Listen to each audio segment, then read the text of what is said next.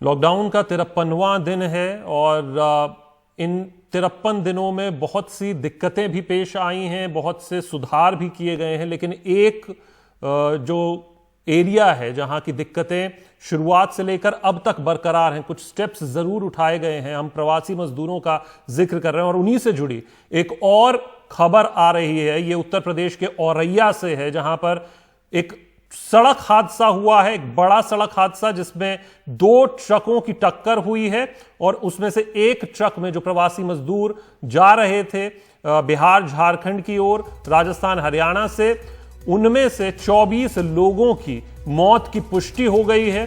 15 लोग critically injured हैं, गंभीर रूप से घायल हैं। 22 कुल अस्पताल में ले जाए गए थे, जिनमें से 15 के करीब गंभीर रूप से घायल हैं। ये 2 ट्रकों की टक्कर हुई है।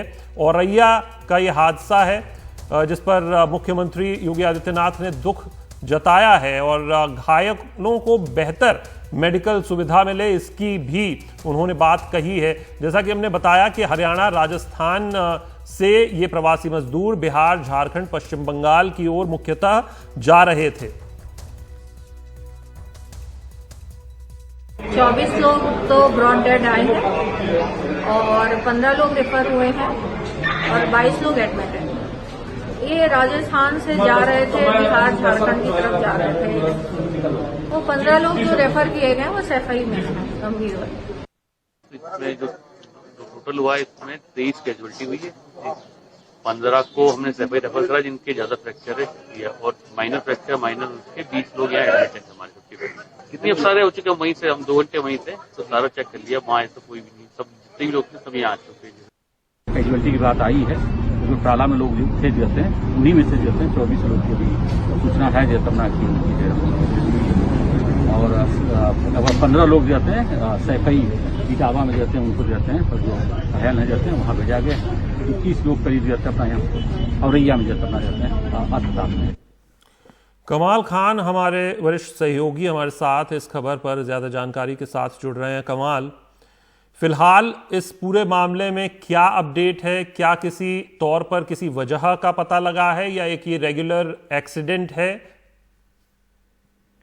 नहीं, ये शायद अभी पता नहीं चल पाया है कि एक्सीडेंट क्यों हुआ, लेकिन ऐसा लग रहा है कि क्योंकि सुबह 3:30 बजे की बात है, तो जो ट्रक जिसमें चूना भरा हुआ था, एक ट्रक आ रहा था इन मजदूरों को लेकर के, और ये खड़ा हुआ था। ये किसी ढाबे के पास शायद चाय वगैरह पीना चाहता था इसका ड्राइवर, तो उसने ट्रक को खड़ा कर रखा था। पीछे से दूसरा ट्रक आ रहा था जिसमें चूने की बोरियां लदी हुई थी। उन चूने की बोरियों के ऊपर भी मजदूर बैठे हुए थे। तो ऐसा समझा जा रहा है कि जिस चूने की बोरे वाले ट्रक ने टक्कर मारी है, शायद उसके ड्राइवर को झपकी आ गई होगी, क्योंकि ये जो ट्रक है जिसमें मजदूर भरे हुए थे, ये सड़क पे नहीं था, सड़क के बिल्कुल किनारे खड़ा हुआ था और कुछ चाय वगैरह पीना चाहता था किसी चाय की दुकान पे, ढाबे की दुकान से वहां पे। तो पीछे से मारने वाले ट्रक के बारे में ये समझा जा रहा है कि हो सकता है कि 3:30 बजे का वक्त था, उसको झपकी आ गई, इस वजह से ये टकरा गया है। सीएम ने ऑर्डर किया है कि वहां के आईजी जो हैं और वहां के कमिश्नर, दोनों लोग फौरन मौके पे पहुंच के खुद राहत और इलाज का वहां पे मुआयना करें और जो भी मदद हो सकती है उनको मदद दी जाए।